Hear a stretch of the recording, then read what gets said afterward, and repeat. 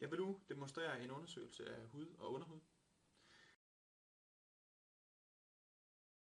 Og det første jeg vil demonstrere i undersøgelsen, det er undersøgelsen af temperatur. Og der vil jeg bruge den dorsale side af de 4 ulnare fingre.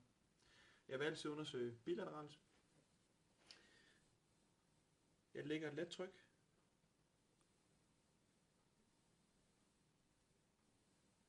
Det jeg interesserer mig for, det er temperaturen, afvigelser i temperaturen. Er der forskel?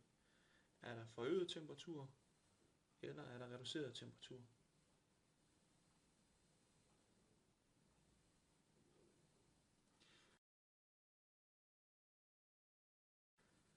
Det næste led i min undersøgelse, det vil være forskydninger.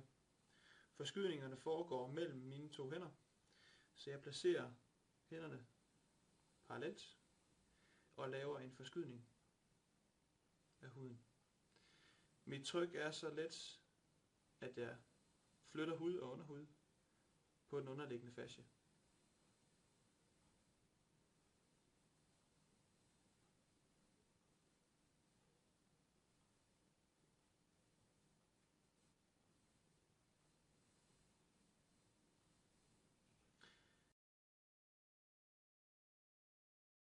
Det næste greb er foldninger.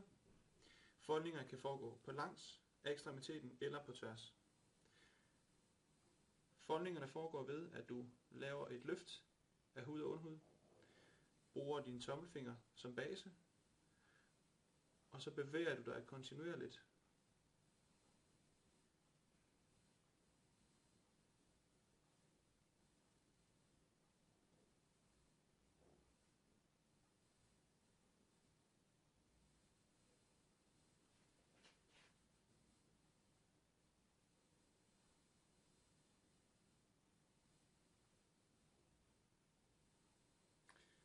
På underbenet er hudens egenskaber sådan, at foldningerne oftest er mest hensigtsmæssige på tværs af ekstremiteten og ikke på langs. Det sidste greb, jeg vil demonstrere, er subkutan petrissage, som gjort flere gange også er et behandlingsgreb. Den subkutane petrissage tager udgangspunkt i vores foldning, hvor vi laver et løft og laver en twist i form af en S-udspænding eller en U-udspænding af huden. I undersøgelsen af vores hud og underhud er vi interesseret i konsistensen, teksturen og bindingen til det underliggende væv.